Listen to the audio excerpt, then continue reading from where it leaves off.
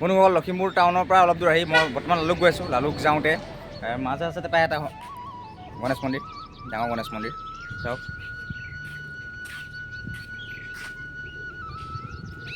ডাঙৰ গণেশ মন্দিৰ হয় আৰু ভিতৰলৈ যাম, গণেশ বাবা দৰ্শন কৰিম আৰু আপোনালোকক দেখাব চেষ্টা কৰিম সকলোখিনি আৰু অলপ গৈ থাকোঁ আৰু জয় শ্ৰী গণেশায়।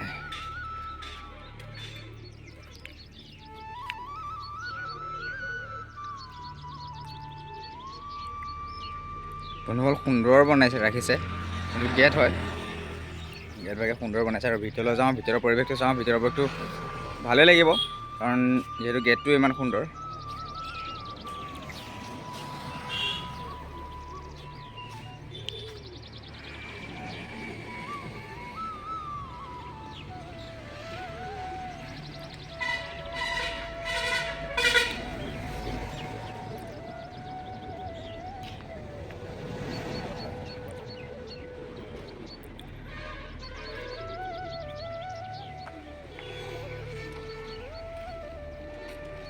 বন্ধুসকল কাছ চাওক, কাছ ইমান সুন্দৰকৈ আছে।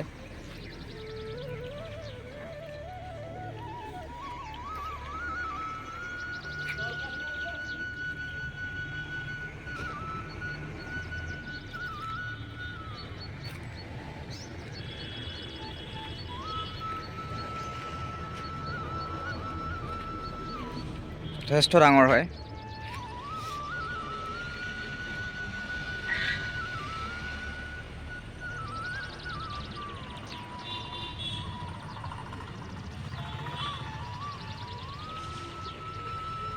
বন্ধুসকল ভিতৰৰ পৰিৱেশটো দেখাম, বন্ধুসকল ভিতৰৰ পৰিৱেশ দেখাম আৰু ভিতৰৰ ওপৰলৈ উঠি যাম। উঠি যোৱাৰ আগতে প্ৰথমে বাহিৰৰ পৰিৱেশটো চাই লওঁ সকলোখিনি, তাৰপিছত আকৌ ভিতৰলৈ যাম, ভিতৰৰ সকলোখিনি দেখাব চেষ্টা কৰিম।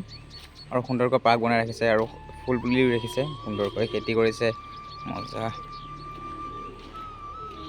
বন্ধুসকল পৰিৱেশটো বহুতেই সুন্দৰ হয়।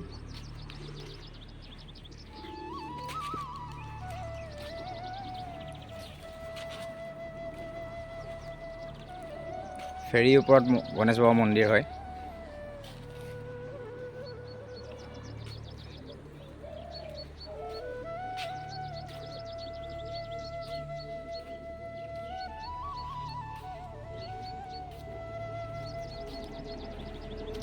বন্ধুসকল চাওক কিমান সুন্দৰকৈ বনাইছে। গণেশ বাবাই ধৰি আছে, হাতীয়ে ধৰি আছে ৰছী দি, আৰু ফেৰীখন ধৰি আছে। ফেৰীখনৰ ওপৰত গণেশ বাবা মন্দিৰ হয়, সুন্দৰ হয়, সুন্দৰকৈ বনাই ৰাখিছে। চাব, আহিব, দৰ্শন কৰি যাব। বহুতেই সুন্দৰ। লখিমপুৰ টাউনৰ পৰা অলপ দূৰ আহি,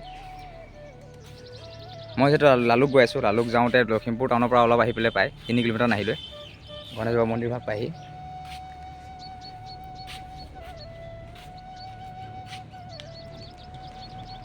বন্ধুসকল চাওক, ফেৰীৰ ওপৰত বনাইছে গণেশ বাবা মন্দিৰ, সুন্দৰ হয়। আৰু ফেৰীখনৰ তলত পানী আছে বৰ্তমান। যাব লগচোন ওপৰলৈ যাওঁ, ওপৰৰ পৰিৱেশটো দেখাওঁ সকলোখিনি।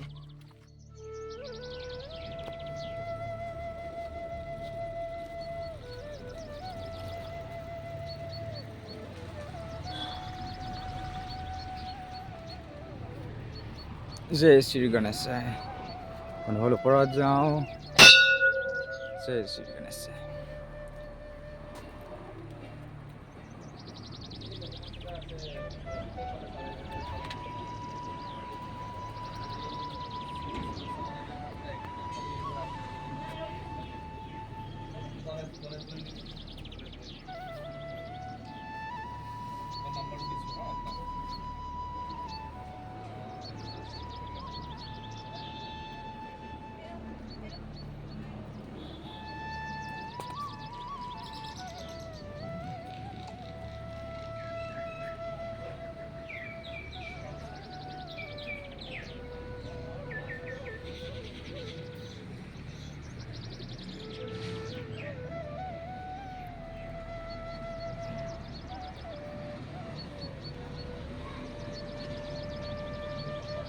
বন্ধুসকল বাইপাছৰ কাষতে আছে গণেশ মন্দিৰ ভাগ। নাৱৰ ওপৰত গণেশৰ মন্দিৰ, মানে ফেৰীৰ ওপৰত আৰু ডাঙৰ পানী জাহাজৰ ওপৰত। ভিতৰলৈ যাওঁ, ভিতৰৰ ভাগ চাই আহোঁ। কৃষ্ণ গণপতি বাপ্পা মোৰয়া।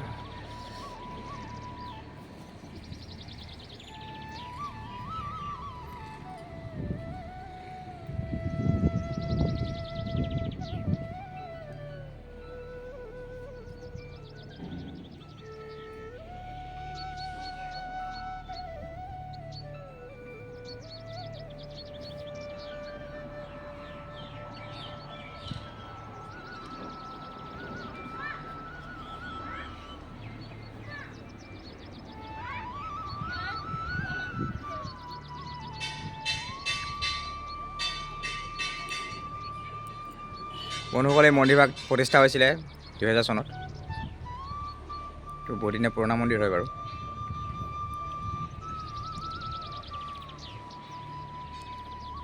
চাংকাত মুছান